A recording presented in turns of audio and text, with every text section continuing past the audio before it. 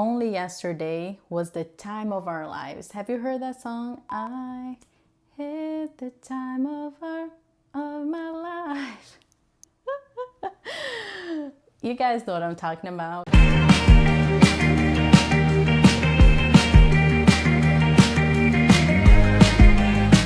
All right, lyrics in hand, we are going to talk about Someone Like You by Adele and learn a little bit of English from it. Guys, I still think to this day that music is one of the best ways to learn English and improve your English. It's super accessible. No matter where you live, you can always have access to music. And then again, when you actually stop and read the lyrics and pay attention to the song, you can actually learn a lot from it. So yeah, that's why we're going to go through one of the most popular songs, I think, nowadays, and it has been for the past few years, which is Someone Like You by Adele. And we're going to start with the first sentence, which is, I heard that you're settled down. So she's starting this sort of like very casually saying, oh, I heard that you're settled down. So you're usually going to say, I heard, to either inform something interesting, sort of like a gossip or something, to another person, or as a way to seek confirmation or denial regarding a rumor. You can say, oh, I heard you moved. And that person is either going to say, no, I haven't, or yes, I have. So in that case, you were sort of like waiting for a confirmation or a denial. Or you could just be saying, oh, I heard that person like did something, sort of like as a way of gossiping. And that's how she started. I think it was just like informing. That's how I read this.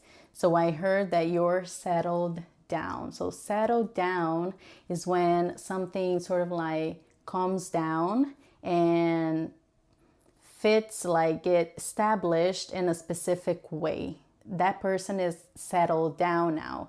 So it means that this person is established in a specific way of life, way of living, and that this person has calmed down a bit. And then she says that you found a girl and you're married now. So we're using that here to connect the previous sentence with this sentence now, because the whole thing reads, I heard that you're settled down, that you found a girl, and you're married now, or something like this, So she used that right here to connect one idea with the other, one sentence with the other. And then you found a girl, so using the verb find in the past, found, because that happened in the past. This person didn't just find this person right now. He or she found this person in the past. And you're married now. So she's using and here to connect also another idea in sentences. So I heard that connection, you're settled down,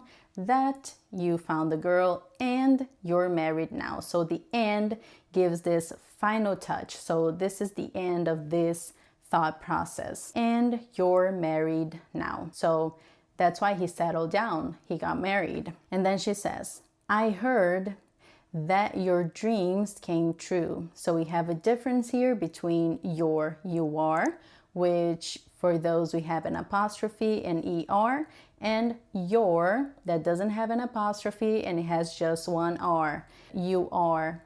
Your means you are, that is a verb to be.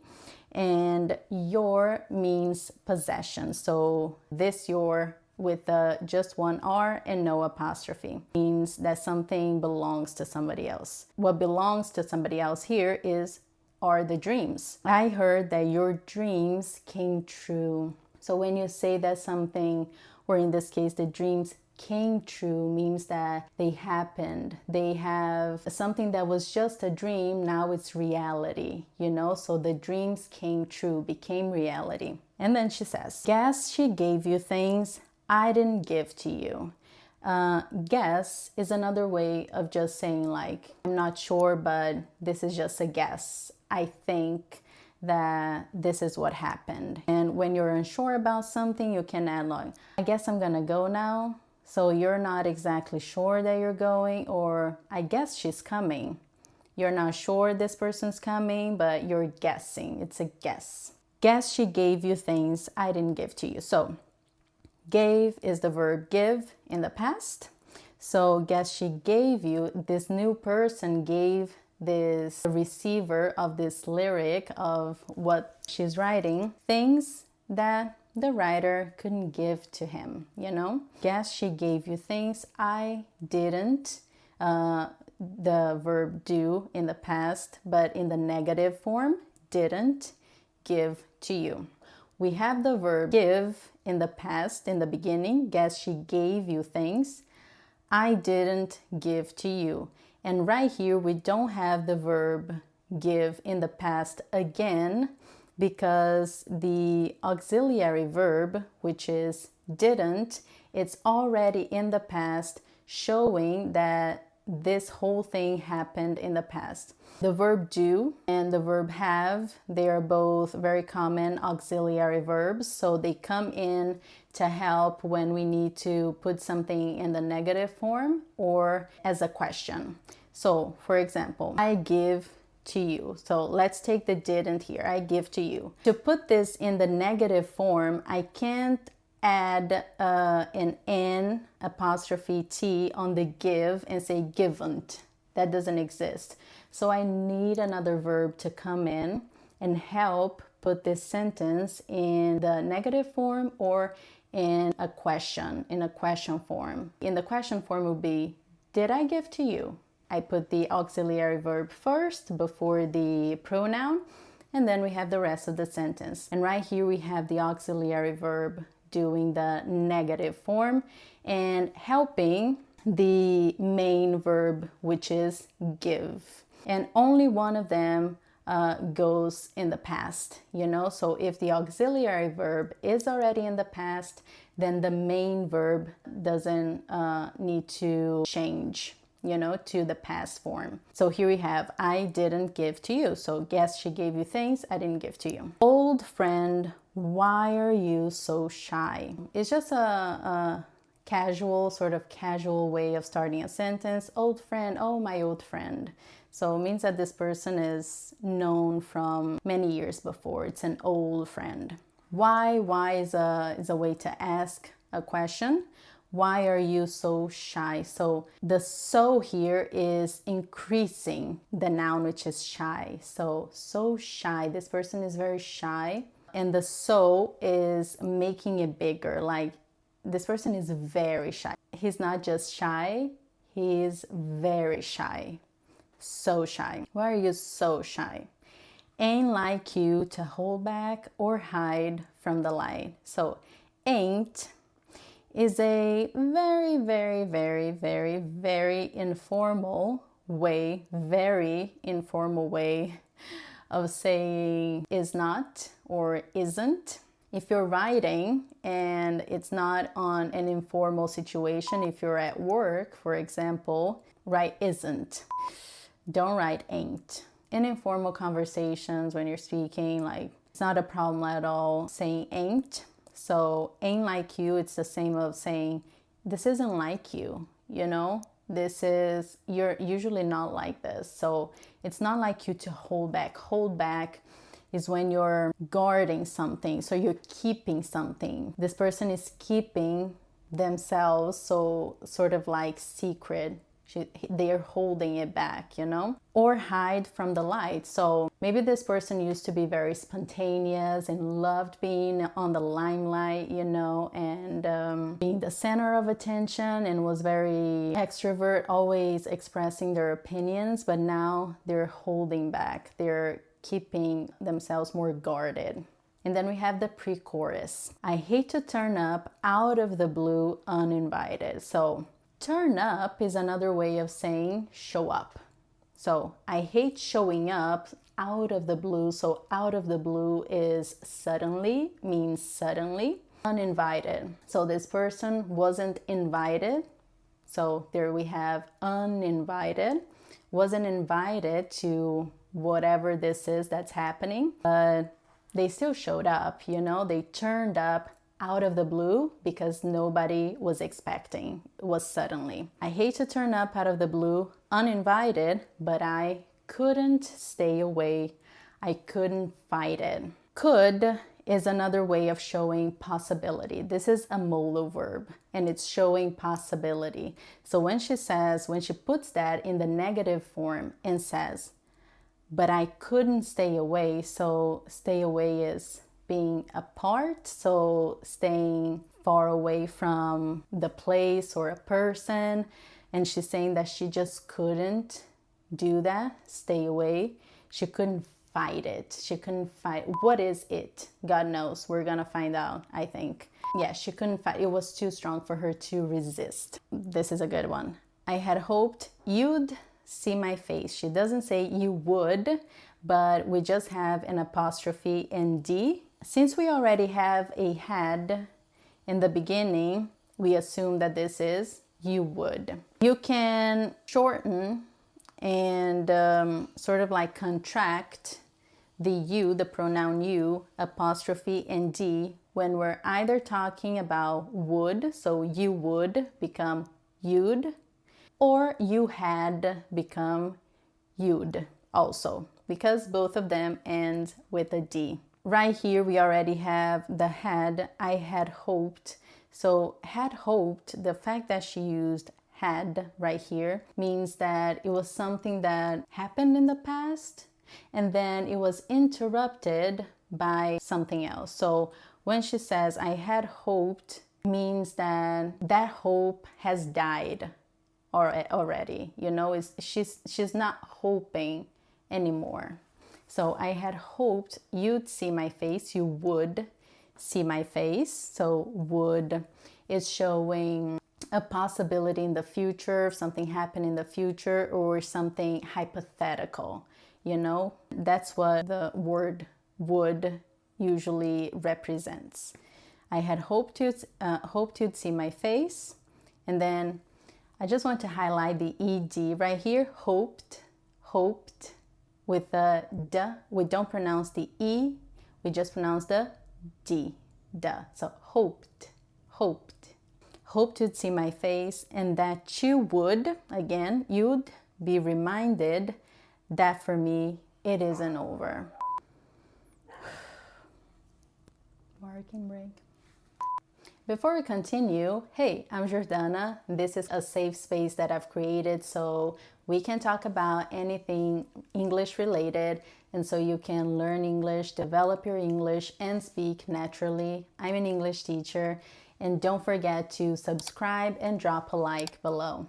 And that should be reminded that for me, it isn't over. We have the would again here. So this is all in her imagination. So this is hypothetical. So she was hoping that this person would see her face when she showed up out of the blue, uninvited, and that this person would be reminded that for her, it isn't over. I'm guessing the feelings, the relationship, the whole thing, it isn't over. So that you would, we have the would because it's hypothetical. Be reminded because we're talking about the past. All of this happened in the past. Reminded that for me, it isn't over. Okay. And then we have the chorus.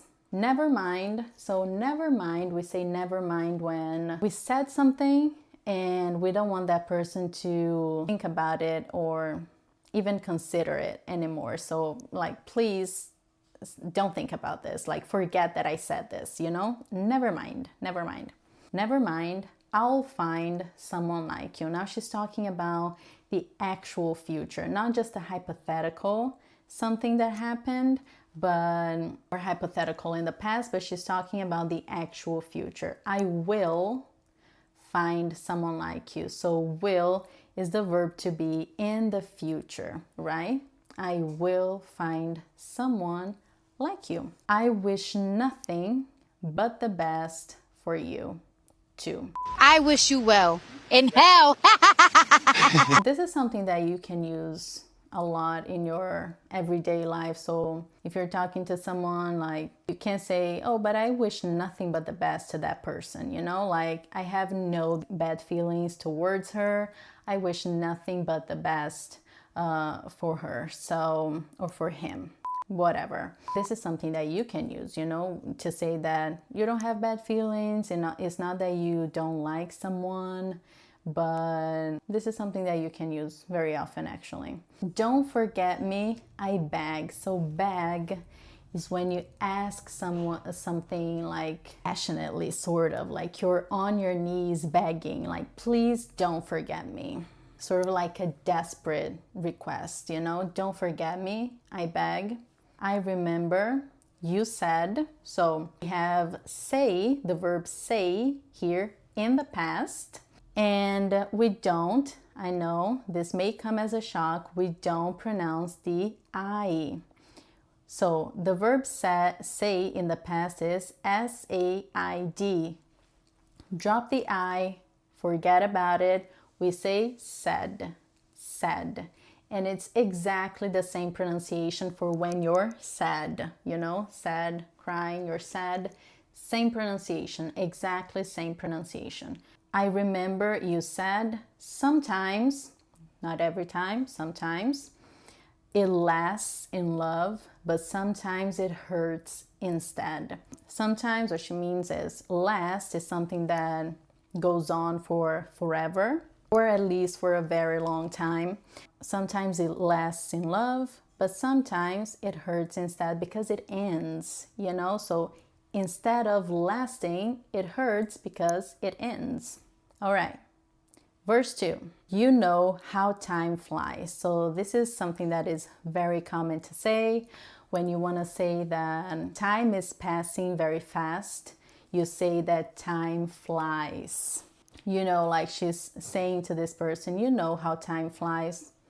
Time, because it's really fast, you know, and this person probably knows, you know, time flies. Only yesterday was the time of our lives. Now she's reminiscing. So reminiscing is when you think about things that happened in the past, like good memories or bad memories, but you're bringing them now in the present. Only yesterday was the time of our lives. Have you heard that song? I hit the time of my life.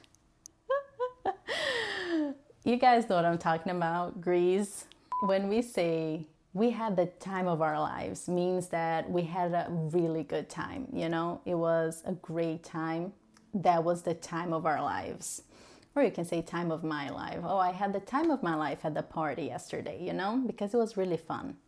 All right, so we were born and raised in a summer haze. What it really means is that this relationship was born and developed itself in a summer haze. So a haze is something that is very like foggy, sort of. So very like tumultuous and sort of can't see clearly, you know? So that is sort of what a haze is. So the relationship was born and raised in this summer haze, in this like craziness of summer. Bound by the surprise of our glory day. So bound, when you're bound to something, means that you're attached. You're sort of like, if I have like a leash or I have something tying me to another place, then I'm bound to that other place, you know?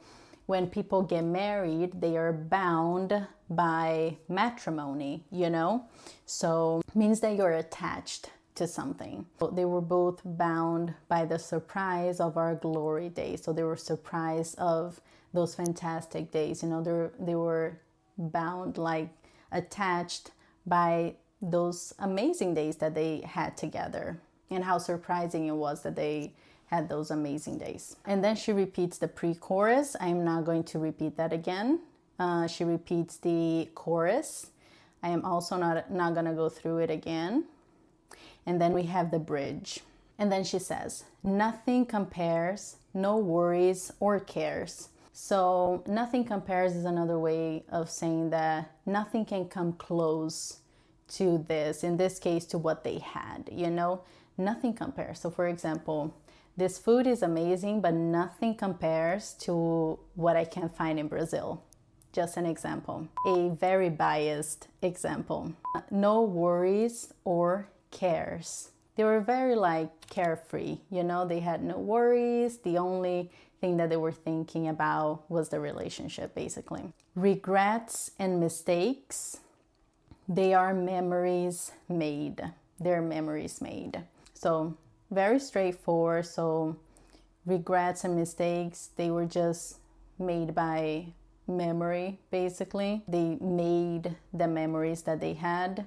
Who would have known how bittersweet this would taste?